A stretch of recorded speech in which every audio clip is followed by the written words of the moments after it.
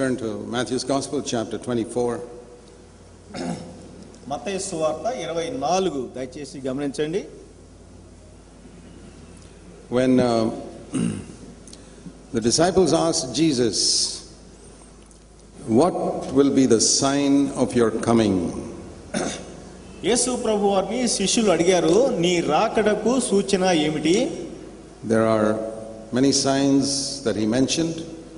ఆయన చెప్పినటువంటి సూచనలు చాలా ఉంటూ ఉన్నాయి. Yesterday we thought about two areas in the world that are spoken of in relation to the last days. ఈ అంత్య దినాలకు సంబంధించి నిన్న కొన్ని సూచనల గురించి మనము చూసి ఉన్నాం. Two places in the world. ప్రపంచంలో రెండు స్థలాలు ఉన్నాయని చెప్పి మనం One is Jerusalem and the other is Iraq.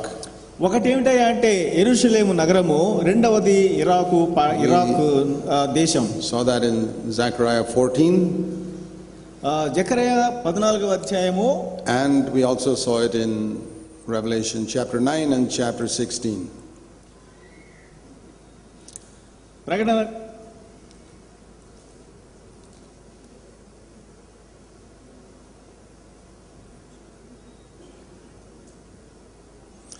We saw it in Revelation chapter 9 and chapter 16. ప్రకటన గ్రంథం 9వ అధ్యాయం 16వ అధ్యాయంలో కూడా మనం చూసాం.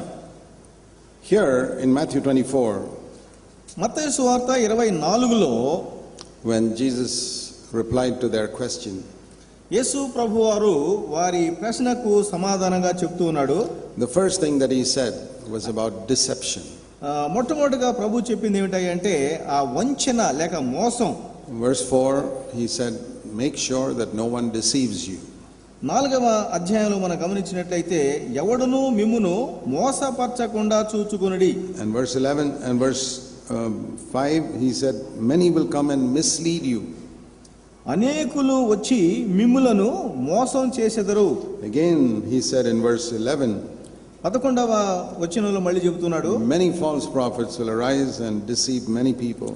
అనేకులైన అబద్ధ ప్రవక్తలు వచ్చి పలువురిని మోసపరిచెదరు. And again in verse 24, 24వ వచనంలో మళ్ళీ చెబుతున్నాడు, he said there'll be many false prophets who will show great signs and wonders to deceive, if possible, the elect. అనేకులు వచ్చి సాధ్యమైతే ఏర్పరచబడిన వారిని సైతం మోసపరచుటకు గొప్ప సూచక్రియలు మహత్కార్యములు కనబర్చెదరు. Then he said in verse 25, "I have warned you in advance."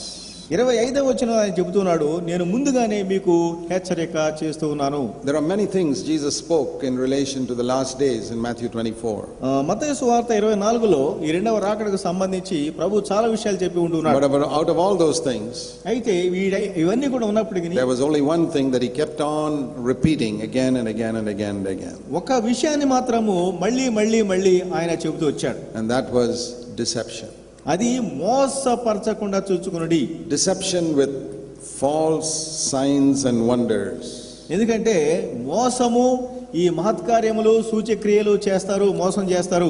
So when we think of being ready for Christ's coming, క్రీస్తు రెండవ రాకడ కోసం మనం సిద్ధపడాలని అంటే, if there is one thing that we must be very careful about, it is deception.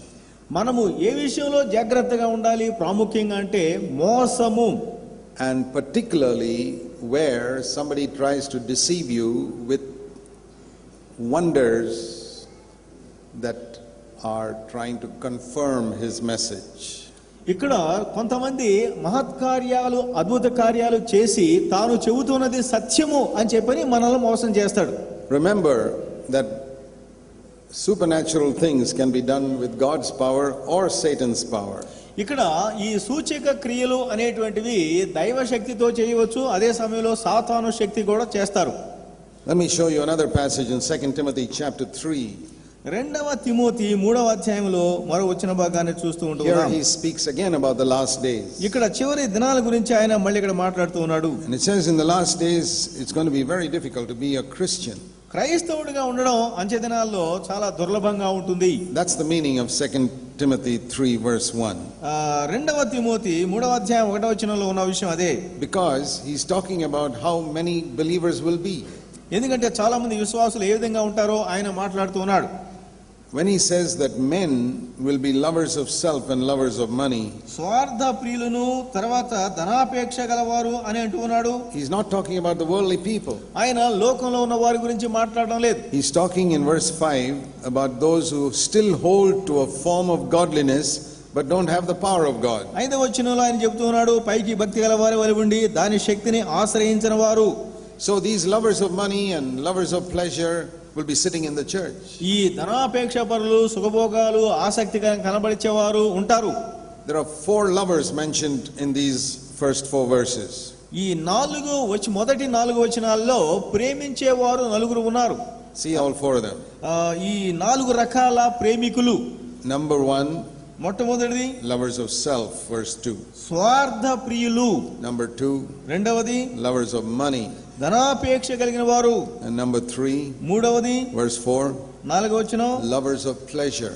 వారు సుఖానుభవముగా మక్కువ. And number 4, నాలుగవది also in 4, lovers of God. Verse 4, lovers of God. దేవుణ్ణి ప్రేమించేవారు. So, the lovers of God are the truly spiritual people.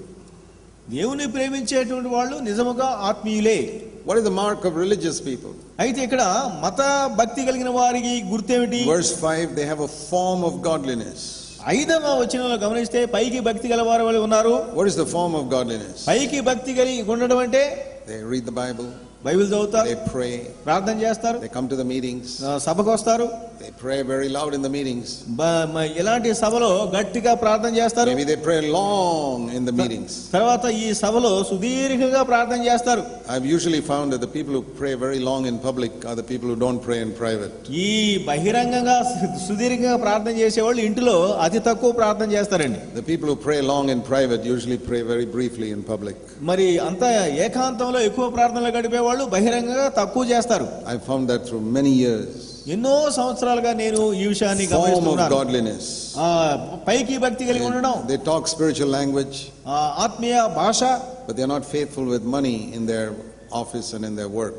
వారి యొక్క పనిలో కానీ ఉద్యోగాల్లో డబ్బు విషయంలో వారు యథార్థంగా ఉండరు. Cheat, they tell lies, వారు వంచిస్తారు, అబద్ధాలు చెప్తారు. they do all types of wrong things in their business. వారి యొక్క వ్యాపారాల్లో అన్ని రకాల తప్పులు చేస్తారు. But they come to the church and act as though they love God. అయితే వారు చర్చికి వచ్చి ఏం చేస్తారంటే దేవుని ప్రేమిస్తున్నట్టుగా నటిస్తారు. And since 99% of believers have no discernment, అయితే ఈ 99% విశ్వాసులు వివేచన వరం కలిగి లేరు గనుక they cannot see through them. వారిని మనం గమనించలేం. All those people are deceived. ఆ ప్రజలందరూ కూడాను వంచనకు గురై ఉంటున్నారు.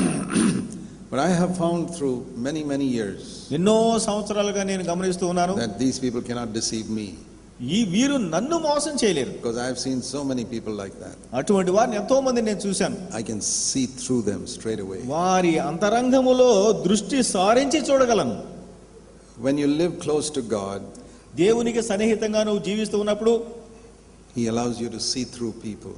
ప్రజల అంతరంగంలో ఏముందో చూడడానికి దేవుడు సహాయం చేస్తాడు. In 10 minutes 10 నిమిషాలు చాలండి. you can find out whether a person is spiritually minded or just religious. ఒక వ్యక్తి ఆత్మీయ మనసు కలిగి ఉన్నాడా లేదా అని తెలుసుకోవచ్చు. You see, when Ananias and Sapphira came to Peter, ఇక్కడ పేతురు దగ్గరికి అననయ సప్ఫీరా వచ్చారు. they didn't even open their mouth, వారి ఇంకా నోరు కూడా తెరవలేదు. but Peter could see through them. అయితే పేతురు వారిని చూడగలుగుతున్నాడు అంతరంగంలో. Ananias, అననయ, you are not straightforward.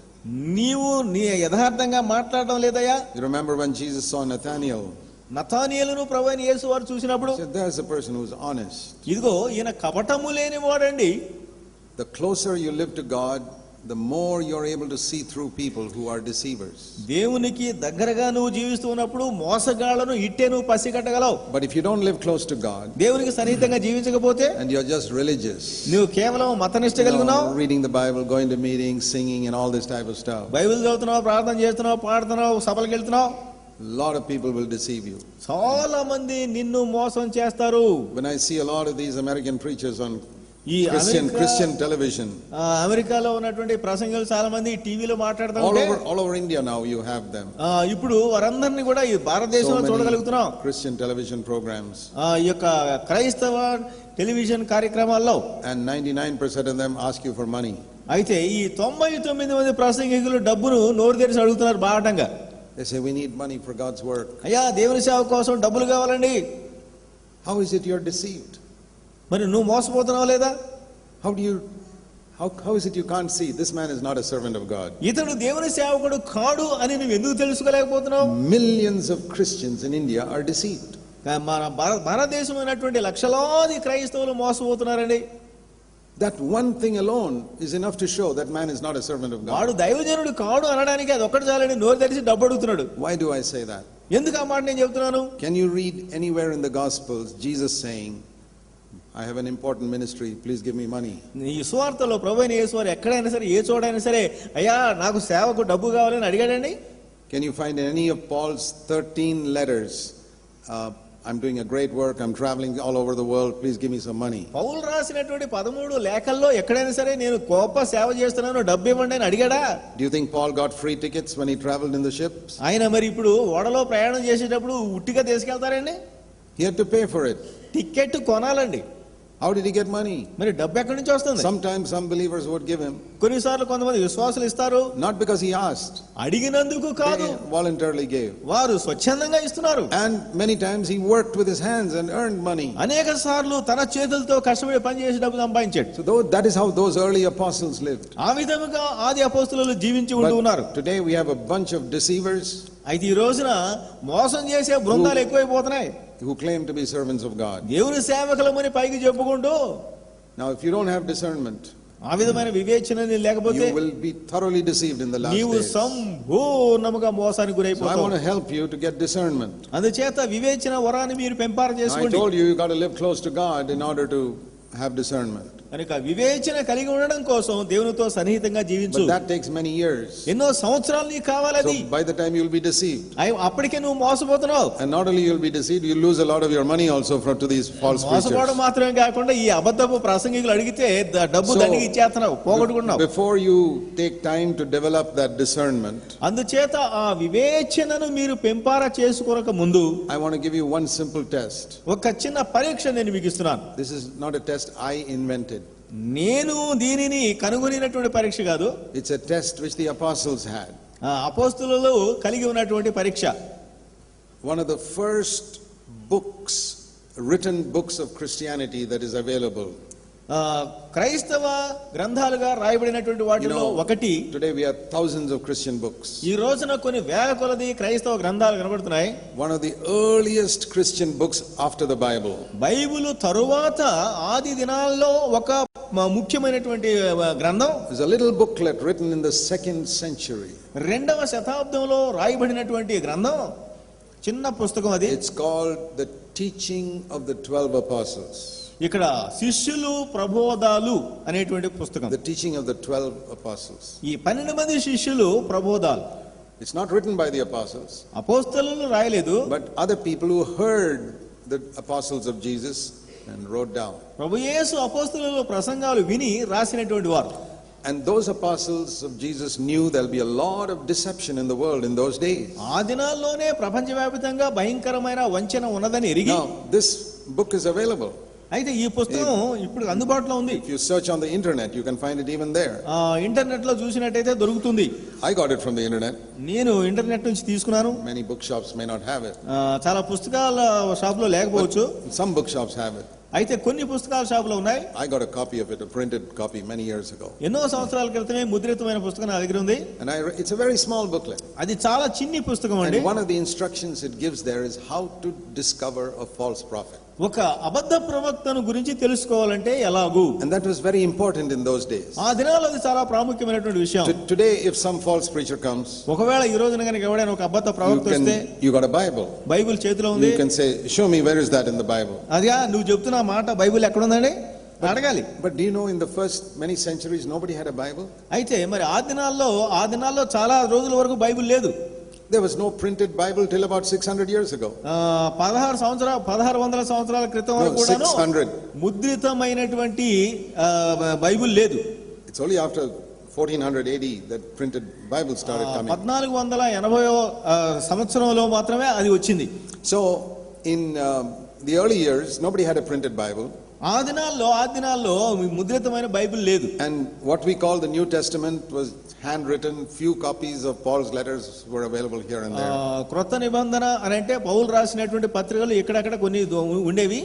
Not even every church had a New Testament. ఒక ప్రతి సంఘంలో కూడాను క్రొత్త నిబంధన లేదు. And if somebody wanted one, they had to copy it from another one. ఒకవేళ ఎవరికైనా కావాలంటే రాసుకోవాలి వేరే చోట నుంచి. Very few copies. చాలా కొన్ని ప్రతులు మాత్రం ఉండేవి. Very expensive. అది ఎంతో ఖరీదైనటువంటి విషయం.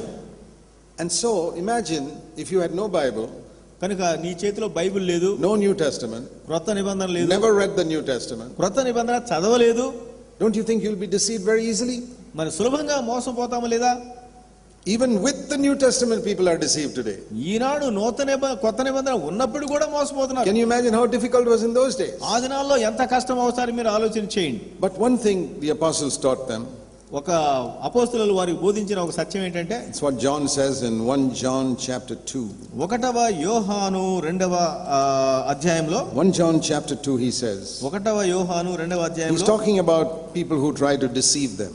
వారిని మోసగించే ప్రజల గురించి మాట్లాడుతున్నాడు. No, let me turn first to 1 John 4. 1వ యోహాను 4 ముందుగా చూద్దాం. He 4వ says in అధ్యాయం verse 1, don't believe every spirit, but test the spirits to see whether they are from God, because many false prophets have gone out into the world. వీళ్ళారా అనేకులైన అబద్ధ ప్రవక్తలు లోకంలోనికి బయలుదేరి వెళ్ళి ఉన్నారు కనుక ప్రతి ఆత్మను నమ్మక ఆయా ఆత్మలు దేవుని సంబంధమైనవో కావో పరీక్షించుడి.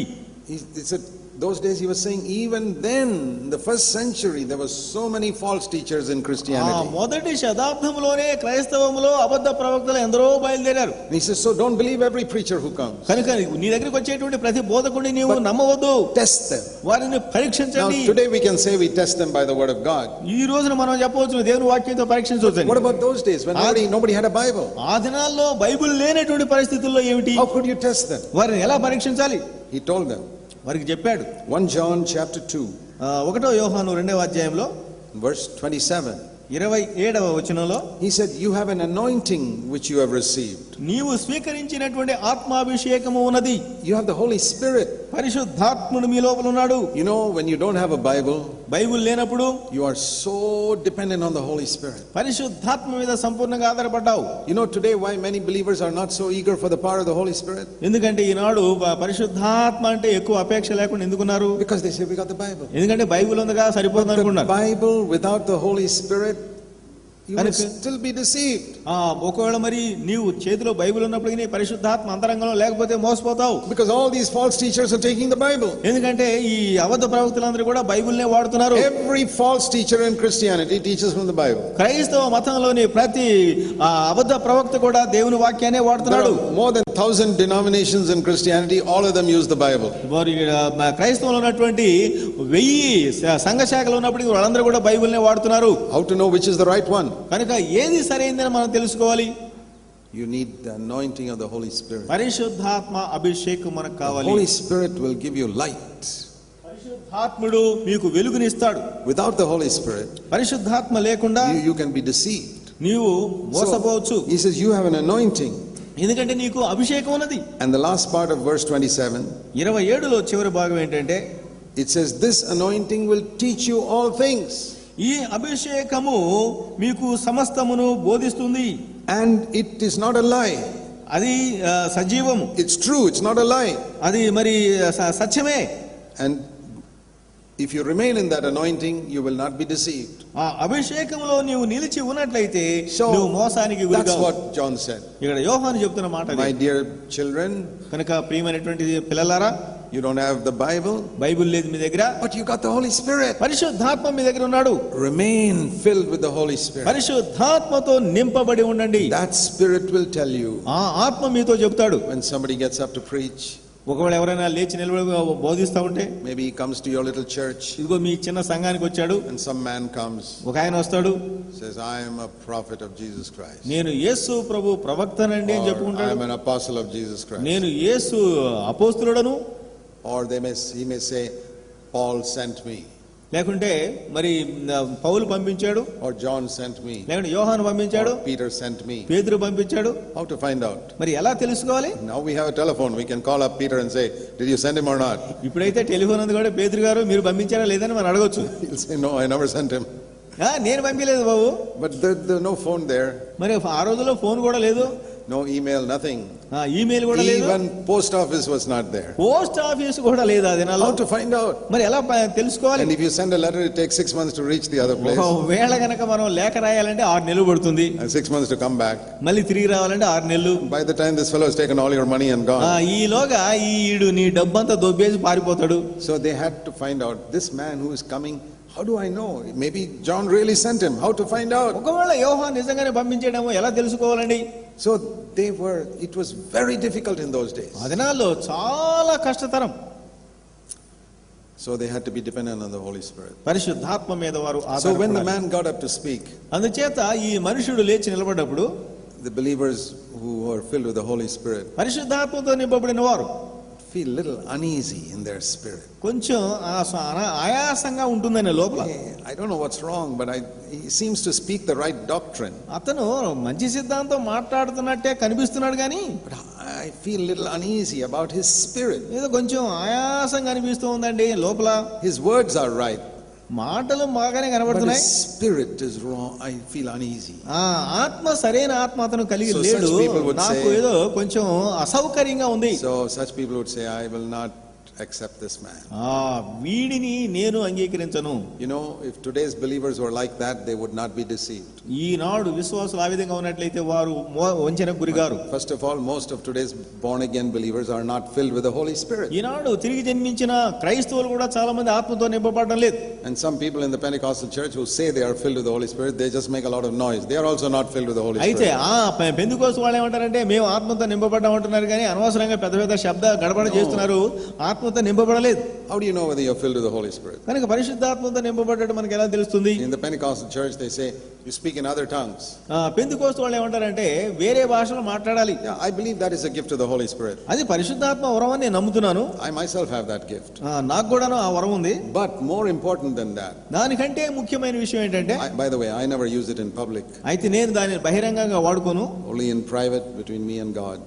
దేవునితో వ్యక్తిగతంగా మాట్లాడేటప్పుడు వాడతాను. It's a private love language between me and Jesus Christ. యేసుకు నాకు మధ్యలో ప్రేమ పరిభాష అది. You know, just like if I speak to my wife in private, I don't want anybody else to listen to it. ఏకాంతంలో నా భార్యతో నేను మాట్లాడుతున్నప్పుడు మరొకరు వినడం నాకు ఇష్టం లేదు. So that is how when I speak to Jesus, it's in private. ఆ విధంగా ప్రభువైన యేసుతో నేను ఏకాంతంలో మాట్లాడతాను. But in public, I will always speak in a language people can understand. అయితే బహిరంగంగా మాట్లాడేటప్పుడు ప్రజలకు అర్థమయ్యే భాషలో మాట్లాడతాను. But when I experience being filled with the Holy Spirit, పరిశుద్ధాత్మతో నింపబడిన అనుభవం నాకు కలిగి ఉన్నప్పుడు, you know what the Holy Spirit did to me? పరిశుద్ధాత్మ నాకు ఏం చేశాడంటే, Okay, I'll ask you another way. మరొక ప్రశ్న అడుగుతాను. When a man is filled with an unclean spirit, ఒకడు అపవిత్రాత్మతో నింపబడ్డాడు అనుకోండి, what does he become? అతడు ఎలా ప్రవర్తిస్తాడు? Unclean. అపవిత్రంగా ప్రవర్తిస్తాడు. When a man is filled with an evil spirit, what does he become? దురాత్మతో నింపబడ్డవాడు ఎలా ప్రవర్తిస్తాడు? Evil. వాడు కీడునే అనుసరిస్తాడు. Now you can answer this question. అదే విధంగా ఈ ప్రశ్న మనం అడుగుకుందాం. If you are filled with the Holy Spirit, what should you become? పరిశుద్ధాత్మతో నింపబడ్డప్పుడు ఎలా మనం ప్రవర్తిస్తాం? పరిశుద్ధంగా ప్రవర్తిస్తాం. Even first standard children can answer that. కనుక మరి ఒకటో తరగతిలో ఉన్న పిల్లలు కూడా అర్థమైపోతుంది. Then how is it so many believers are deceived?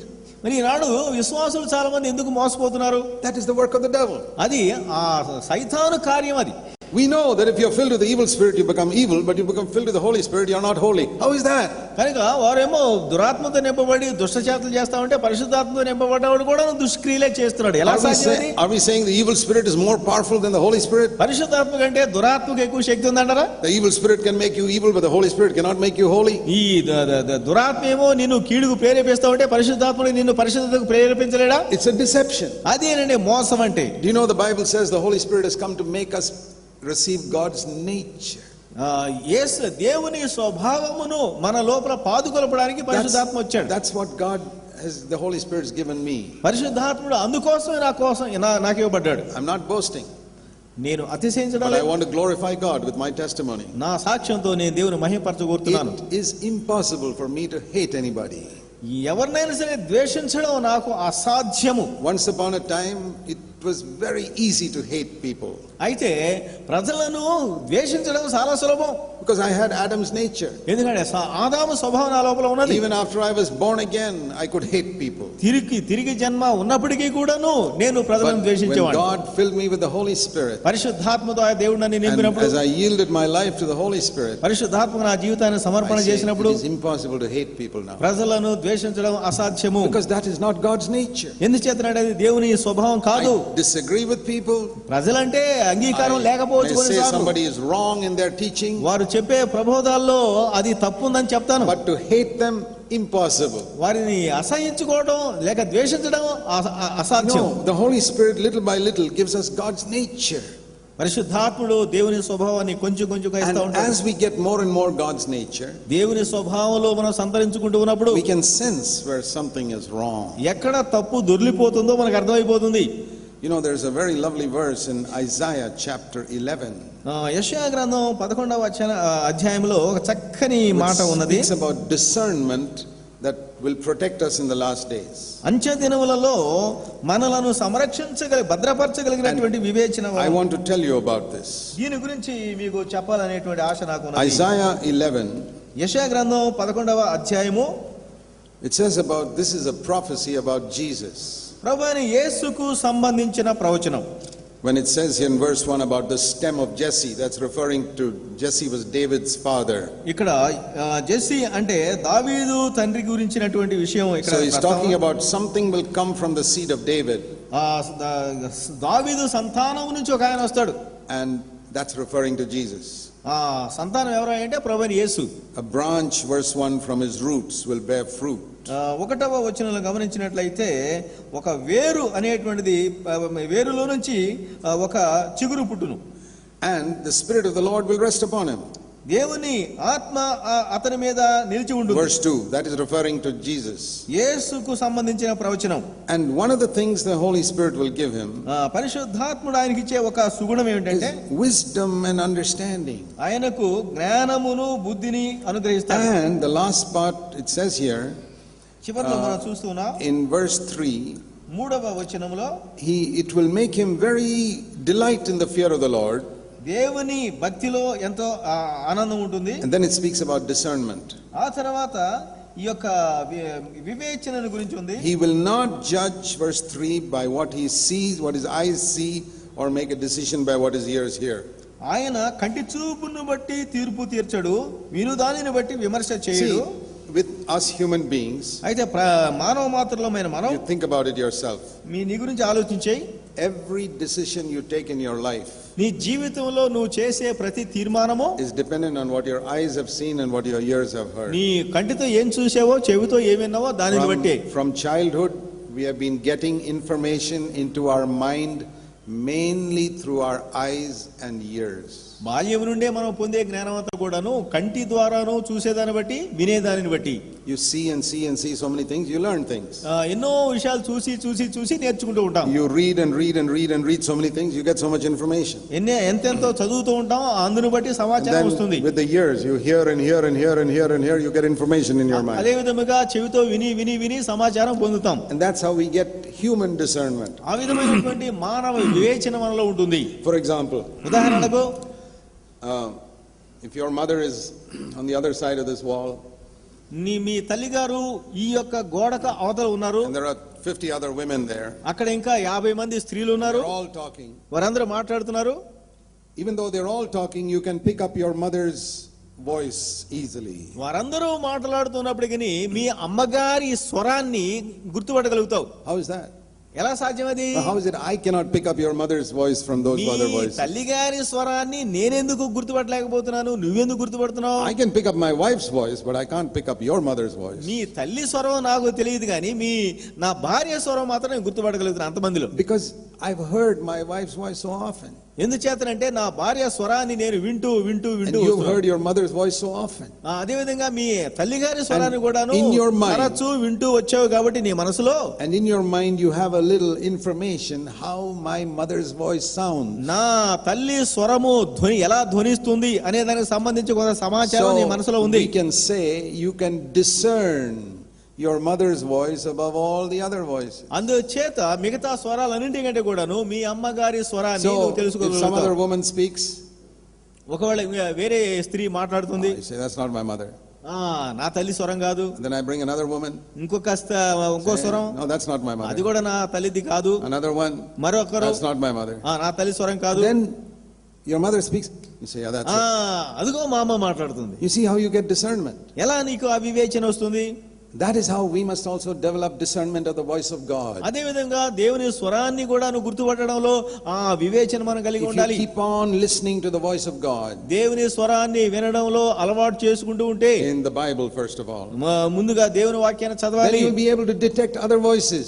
ఇతర స్వరాలను నువ్వు గుర్తుపట్టగలుగుతావు. And so here it says the Holy Spirit will make us very sensitive to discern the voice of God. కనుక దేవుని స్వరాన్ని వినడం కోసం అని చెప్పని పరిశుద్ధాత్ముడు మనకు వివేచన అనుగ్రహిస్తాడు. You listen to a preacher preach, ఒక బోధకుడు మాట్లాడుతున్నాడు, you won't be deceived by what your eyes see. నీ కంటితో చూసిన దాన్ని బట్టి నీవు మోసగించబడో. He's a very good looking man. చాలా బాగున్నాడు, He's dressed well. చక్కగా బట్టలు Or వేసుకున్నాడు, he speaks nicely. మంచిగా Or మాట్లాడుతున్నాడు, he does some wonders over there. అక్కడ కొన్ని అద్భుత కార్యాలు చేస్తున్నాడు. You will not be deceived. ఆ విధంగా నువ్వు మోసపోవు. Because you'll be listening to another voice. ఎందుకంటే మరొక స్వరాన్ని నువ్వు వింటూ ఉన్నావు, The voice of Jesus. యేసు స్వరము. See, Jesus said in John chapter 10. యోహాను సువార్త 10లో ప్రభు చెప్పాడు. Look at these words. ఇక్కడ ఈ మాటలు గమనించండి. Verse 27. 27వ వచనంలో, My sheep hear my voice. నా గొర్రెలు నా స్వరము వినును. Have you read that verse? మా వచనం చదివారు మీరు? My sheep hear my voice. నా గొర్రెలు నా స్వరము వినును. And they will not follow. Verse 5. 5వ వచనము. Let's read verse 4 and 5. 4-5 కలిపి చదువుకుందాం. The sheep follow the shepherd because they know his voice, and a stranger they simply will not follow, but will run away from him because they do not know the voice of a stranger. మరియు అతడు తన సొంత గొర్రెల అన్నిటిని వెలుపలకు నడిపించినప్పుడల్లా వాటికి ముందుగా నడుచును గొర్రెలు అతని స్వరం ఎరుగును గనుక అవి అతనిని వెంబడించును. అన్యుల స్వరము అవి ఎరుగవు గనుక అన్యుని ఎంత మాత్రమును వెంబడింపక వాని యొద్ద నుండి పారిపోవును. I want you to look at verse 4 and 5 very carefully. చాలా జాగ్రత్తగా 4-5 వచనాలు పరిశీలన చేయండి. Who is the good shepherd? ఇక్కడ మంచి కాపరి ఎవరు? He says here, ఆయన అంటున్నాడు, I am the good shepherd. నేను మంచి కాపరిని. Verse 11. 11వ వచనంలో, There is only one good shepherd. ఒక మంచి కాపరి మాత్రమే ఉన్నాడండి. And if we as human beings are shepherds, we must be like that good shepherd to be a good shepherd to God's people. అందుచేత మానవ మాత్రులమైన మనము మంచి కాపరిగా ఉండాలంటే ఆ ప్రధాన మంచి కాపరిని మనం అనుసరించాలి. Now I'll teach you how to get discernment. అయితే ఇప్పుడు వివేచన ఏ విధంగా పొందాలనంటే, And you will never be deceived if you follow my advice. నా సలహా మీరు పాటించినట్లయితే ఎన్నటి కూడా మీరు మోసపోరు. It's not my advice, it's Jesus' advice. అంటే సలహా అంటే నాది కాదు, యేసయ్య ఇస్తున్నటువంటి What does he సలహా. say here? ఆయన ఏమంటున్నాడు? He is the good shepherd. You all agree there? ఆయన మంచి కాపరని మీ అందరూ ఒప్పుకుంటున్నారు కదా. And everyone who is his sheep will hear his voice. ఆయనకు గొర్రెగా ఉన్నటువంటి ప్రతి ఒక్కరు కూడాను ఆయన స్వరం వింటారు. I'm not talking about these physical ears now. అంటే ఇక్కడ ఈ భౌతిక చెవుల గురించి మాట్లాడడం లేదు. No, because I have never heard the voice of Jesus with these ears. ఈ చెవితో నేను ఎన్నడూ కూడాను యేసు స్వరాన్ని వినలేదు. But in my heart, అయితే నా హృదయంలో I can hear his voice. ఆయన స్వరాన్ని నేను When I వినగలుగుతున్నాను. read the word of God, దేవుని వాక్యాన్ని that's చదువుతున్నప్పుడు how I know his voice. ఆయన స్వరాన్ని నేను వింటూ ఉన్నాను. And that's where you can know his voice. అక్కడే మీరు కూడాను స్వరం And వినవచ్చు. if you're one of the sheep of Jesus, ప్రభువైన యేసు గొర్రెలలో ఒకరుగా when you మీరుంటే read his word, ఈ వచనం చదివినప్పుడు, particularly the Gospels, సువార్తను చదువుతున్నప్పుడు, hey, I know what Jesus' voice is like. యేసయ్య స్వరం ఎలా ఉంటుందో నాకు తెలుసు. The more you read the word of Jesus' New Testament, క్రొత్త నిబంధనలో ప్రభువైన యేసు వారి మాటలు ఎంత the ఎక్కువ more you చదువుతా ఉంటే can know God's voice. అంత ఎక్కువగా దేవుని స్వరాన్ని నీవు వినగలుగుతావు. Then, just like you've heard your mother's voice many times, the voice of Jesus also becomes familiar to నీ you. తల్లి స్వరాన్ని అనేక మార్లు విననట్టుగానే యేసయ్య స్వరం కూడా నీకు పరిచయం If అవుతుంది. you obey Jesus' voice. అయితే యేసయ్య స్వరానికి మీరు లోబడిపోతే, But Then it speaks about the stranger in verse 5. అయితే 5వ వచనంలో అన్యుడి స్వరం అంటున్నాడు. And I tell you, there are many strangers in Christianity today. ఈనాడు క్రైస్తవంలో కూడాను అన్య స్వరములు ఎన్నో వినబడుతున్నాయి. Who are lovers of money. వారు ధనాపేక్ష కలిగిన వారు. And they pretend to be lovers of God. దేవుని ప్రేమిస్తున్నట్టుగా నటిస్తారు. They are speaking with another voice. వారు మరొక స్వరంతో మాట్లాడుతున్నారు. It doesn't sound like the voice of Jesus. యేసు స్వరములాగా వినబడడం లేదు. And it says the sheep will not follow them. ఆ గొర్రెలు అతడిని వెంబడించవు. Now listen to this. ఈ మాట వినండి. Read it. It's in your Bible. బైబిల్లో ఉన్న మాటలే నేను చెప్తాను. Not only they don't listen to them. వారి అన్యుల స్వరములు వినడం మాత్రమే కాదు. Verse 5. వినకపోవడం మాత్రమే కాదు. They will run away from them. వినకపోవడం మాత్రమే కాదు కానీ పారిపోతారని ఉందండి. Do you run away from these strange preachers? కనుక ఈ అన్య స్వర బోధకుల నుంచి పారిపోతున్నావా? I know many Christians who not only don't run away, they go there to listen to them. చాలా మంది దూరంగా పారిపోవడం మాత్రమే కాకుండా దగ్గరికి వెళ్లి మరి వారి స్వరాన్ని వింటూ ఉన్నారు. They do the opposite. ఇక్కడ వ్యతిరేకంగా చేస్తున్నారు. Jesus said they run away from such people. యేసయ్య అంటున్నాడు వారి నుండి పారిపోతారని.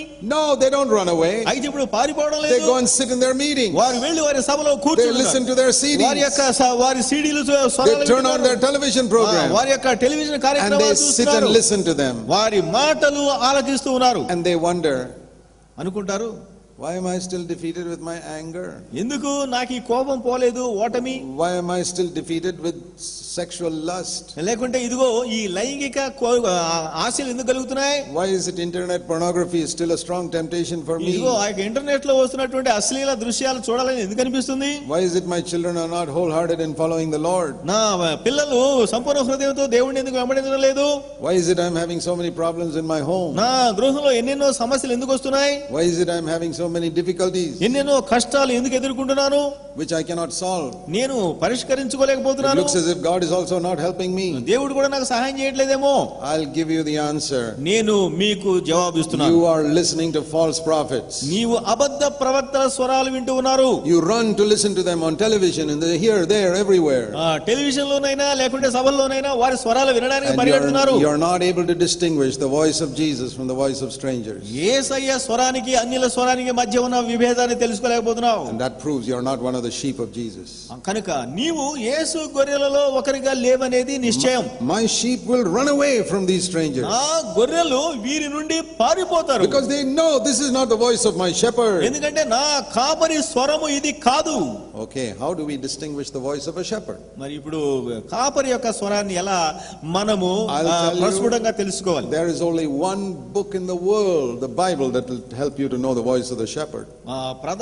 మంచి కాపరి స్వరం తెలుసుకోవాలంటే కేవలం బైబిల్లో మాత్రమే. And if you don't have time to read the New Testament, క్రొత్త నిబంధన చదవడానికి సమయం లేకపోతే just read the 4 Gospels and you'll get the voice of the shepherd.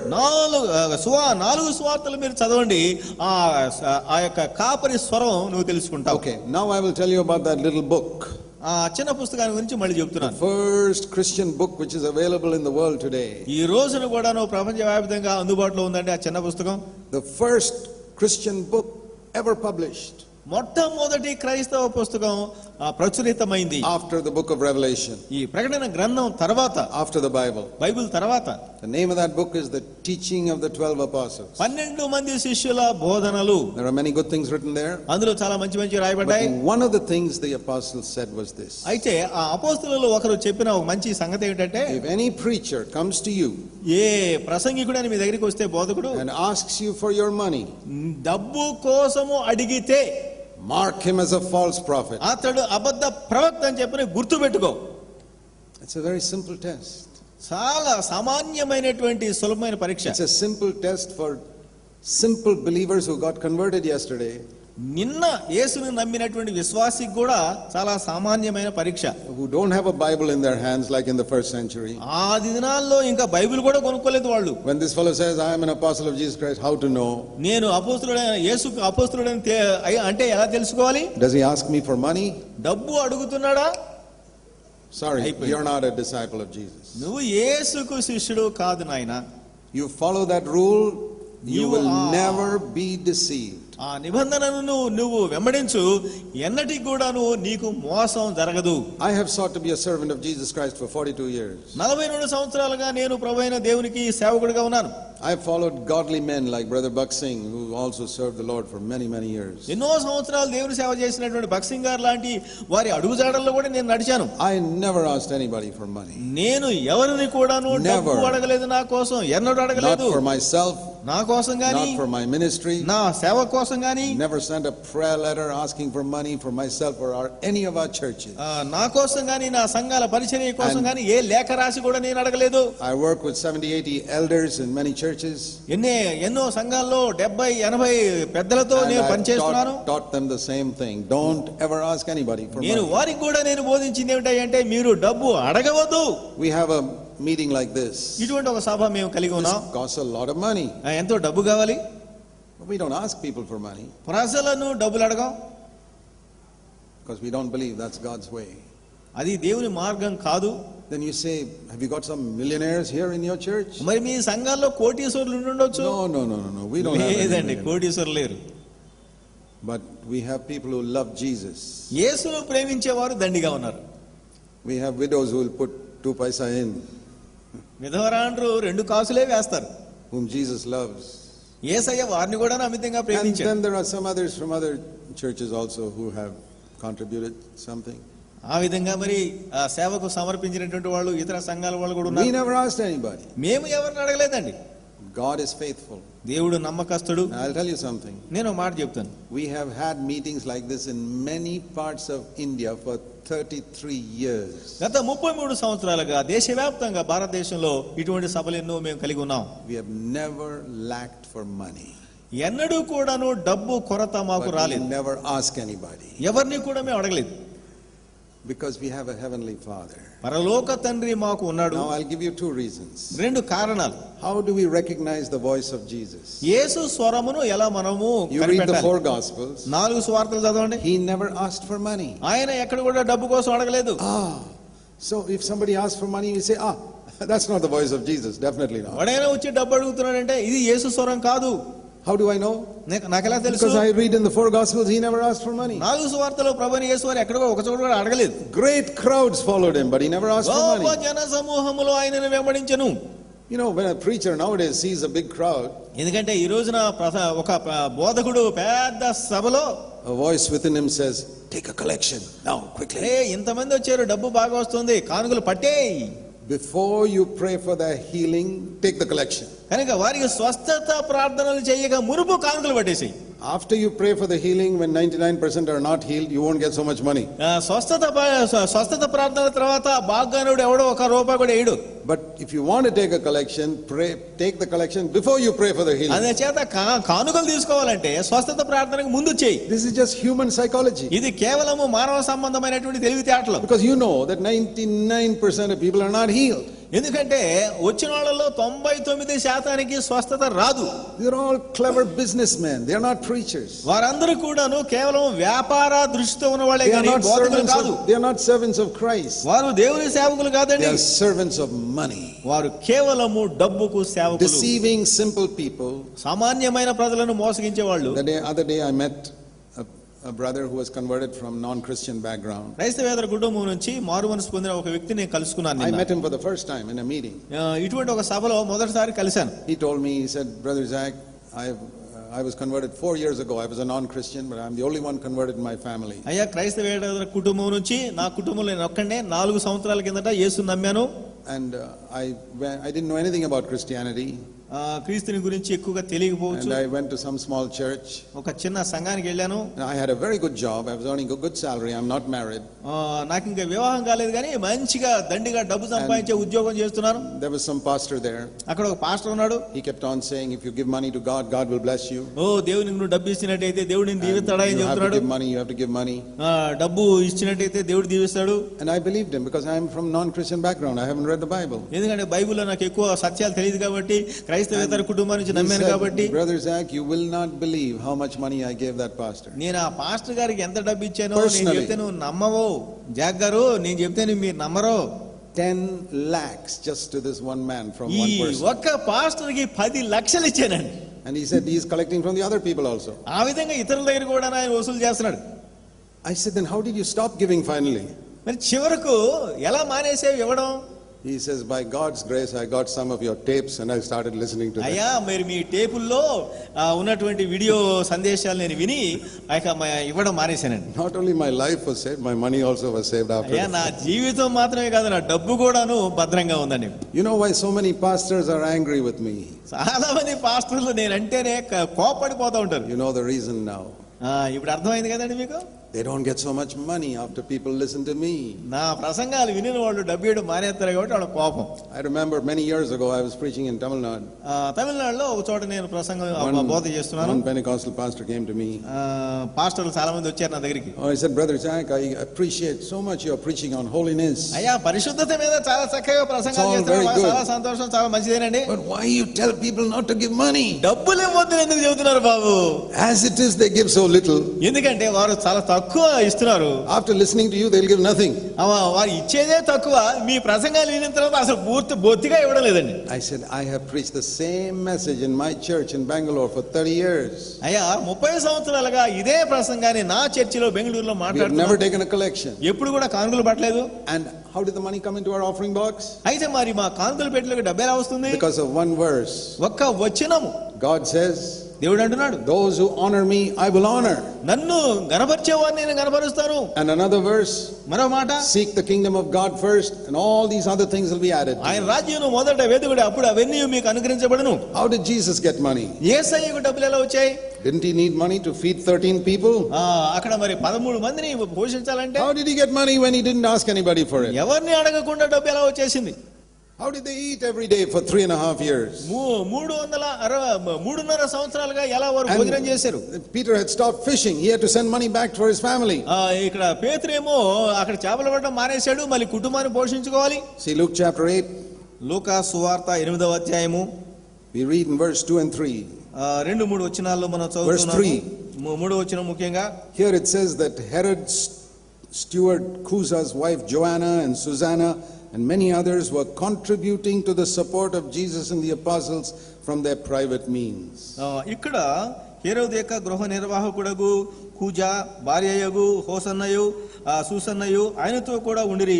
వీరును ఇతర అనేకులను తమకు కలిగిన ఆస్తితో వారికి ఉపచారము చేయుచు వచ్చిరి. That's how they were supported. అక్కడ ఆ విధముగా వారికి ఉపచారము లేక ఆ భోజనం. Money didn't come from heaven. పరలోకము నుండి డబ్బు రాలేదు. And Jesus never asked anybody. యేసయ్య ఎవరిని కూడా అడగలేదు. But people were moved by God. దేవుని ఆత్మ ద్వారా కదిలించబడిన ప్రజలు. That's the way a true servant of God serves. ఒక నిజమైన సేవకుడు ఆ విధంగా సేవ చేస్తాడండి. Not by going around expecting from anybody. ఇక్కడికి వెళ్ళి ఏదో ఇస్తారని చెప్పి ఎదురు చూడడం కాదు. That's how we distinguish the voice of the shepherd. ఆ విధంగా ఒక కాపరి స్వరాన్ని మనము గుర్తుపట్టగలుగుతాం. That is how we are to expose the false preachers today. ఆ విధంగా అబద్ధ ప్రవక్తలను మనం ఎండగట్టాలి. Jesus never asked people for money. యేసయ్య ప్రజలను ఎన్నడూ కూడా అడగలేదు. That's why the apostles taught that. అపోస్తలులు ఆ విధంగా బోధించారు. That's why they said in that first Christian book, మొదటి క్రైస్తవ పుస్తకాన్ని ఆ విధంగా ప్రచురించారు. anyone who asks you for money is a false prophet. ఎవడైనా సరే డబ్బు అడిగాడంటే అతడు అబద్ధ ప్రవక్తే. And now I'll give you a more modern example. ఈ ఆధునిక యుగానికి సంబంధించి ఇంకొక ఉదాహరణ చెప్తాను. We know that one of the most powerful countries in the world today is the United States of America. ఈనాడు ప్రపంచ దేశాల్లో ఎంతో పలుకుబడి కలిగినటువంటి దేశం America. It is one of the richest countries. అది ధన సంపన్న దేశాల్లో అది ప్రప్రథమం. And they have an ambassador in New Delhi. ఇక్కడ న్యూఢిల్లీలో రాయబారి కూడా ఉంటాడు. Now supposing one day you see on television ఒక రోజున ఈ టెలివిజన్ లో నువ్వు చూస్తున్నావు one white man with suit and tie ఇక్కడ తెల్లోడు సూటు బూటు వేసి and says I am the ambassador of America. America దేశానికి రాయబారి నేను. You don't know, maybe he is, because you don't know. I have not seen the ambassador of America. ఎందుకంటే America రాయబారిని ఎంతరో చూడలేదు, వాడు చెప్తున్నాడు కాబట్టి వినాలా. And then he says, ఆయన తర్వాత అంటున్నాడు, see, we are going through a lot of financial difficulty in America now. అయ్యా ప్రస్తుతం అమెరికా ఆర్థిక ఇబ్బందుల్లో పడి సస్తుంది. So we want all of you to please send us 100 rupees each. దయచేసి మీరందరూ కూడాను భారతీయులారా ఒక్కొక్కడు 100 రూపాయలను పంపించండి. To help our country. మా దేశానికి సహాయం చేయండి. Will you believe it?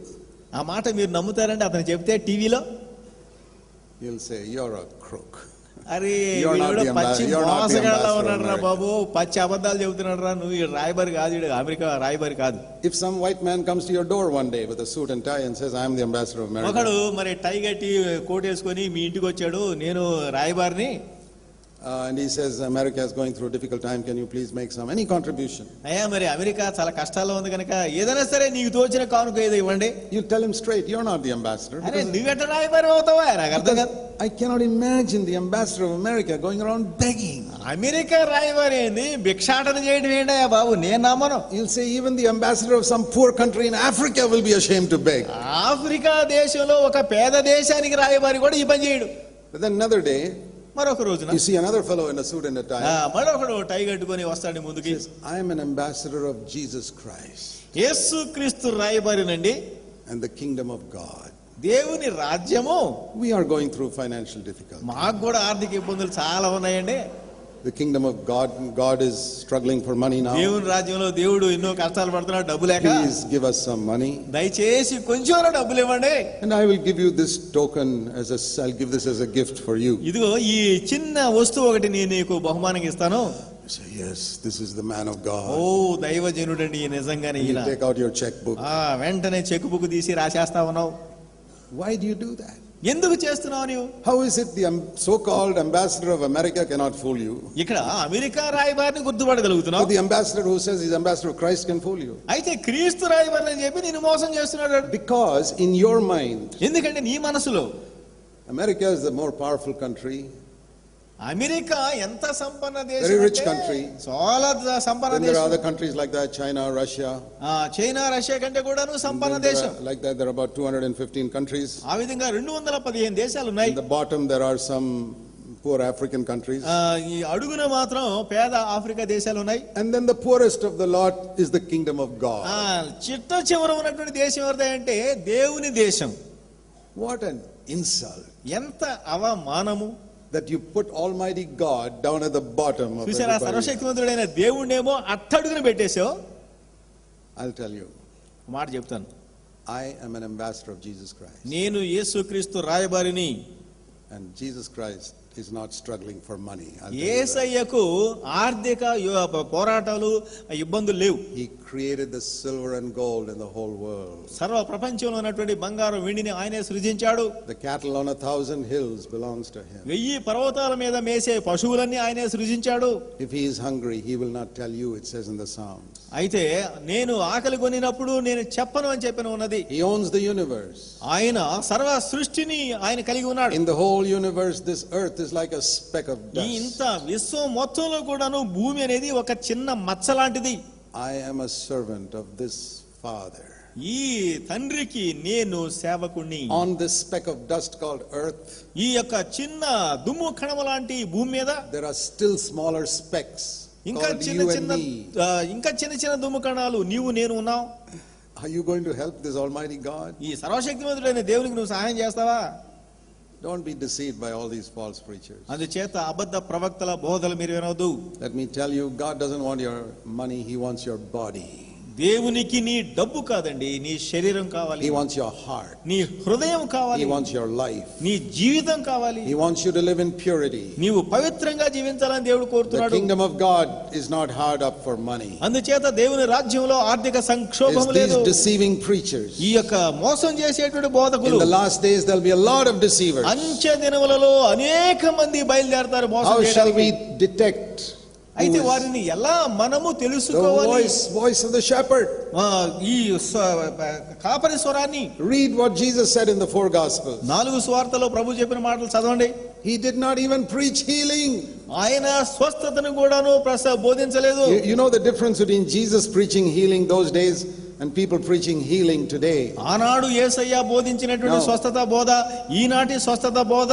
I'm trying to help you to recognize the voice of the shepherd. ఇక్కడ కాపరి స్వరమును తెలుసుకోవడానికి ప్రయత్నం చేయాలని. You read the 4 Gospels and you'll discover 4 సువార్తలు మీరు చదవండి, మీకు తెలుస్తుంది. Jesus never preached one sermon on healing. ఎందుకంటే ప్రభువైన యేసు వారు స్వస్థత మీద ఒక్కసారి కూడాను ప్రసంగం He చేయలేదు. healed 10,000s of people. ఆయన కొన్ని 10,000 కంటే అదనంగా ఆయన స్వస్థపరిచాడు. Thousands and thousands.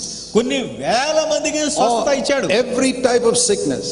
ప్రతి విధమైన రోగమును స్వస్థపరిచాడు. If you went to a meeting where Jesus was healing, 100% were healed. ఒకవేళ గనక యేసయ్య స్వస్థత సభకు మీరు గనక వెళ్ళినట్లయితే అక్కడ 100% అందరూ స్వస్థత not 50%, 100%. ఒక 99% కూడా కాదండి, 100%. He healed thousands. ఆహా, 3,000 మంది. Many places it says he healed them all. He healed them all. కొన్ని ప్రాంతాల్లో కొన్ని స్థలాల్లో చూసినట్లయితే అందరినీ స్వస్థపరిచెను, అందరినీ స్వస్థపరిచెను. సువార్తలు చదవండి. Now read the Gospels and show me one sermon he preached on healing. Not even one.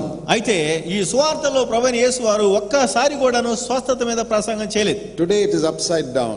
ఈ రోజున ఇది తలకిందులైపోయింది పటం. Hardly anybody is healed.